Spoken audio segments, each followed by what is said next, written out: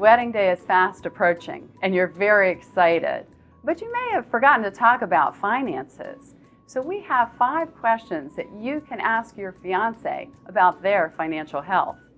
Number 1, what are your financial goals? Your discussion can revolve around short-range, mid-range, and long-range goals. An example of a short-range goal might be, I'd like to pay off our wedding expenses this year, or I'd like to pay off a credit card. A mid-range goal might be something that you want to accomplish within the next 2 to 6 years, perhaps paying off some student loan debt, perhaps buying a new car. And then we'll talk long-range. That will be things like saving for retirement, perhaps buying a new home, or maybe even starting a new business. Number 2, can we live off of one salary and save one salary? Is it possible for us to live below our means?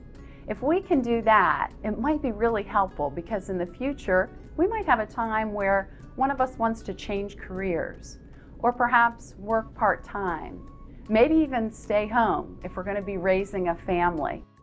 Number 3, what are your assets and liabilities? It's great to be able to sit down and talk about this before you get married, and then it's important to talk about it after you're married. Typically, I recommend that you get together once a year, take a look at those assets and liabilities together. Number 4, should we open a joint account for paying our bills, or should we keep our accounts separate?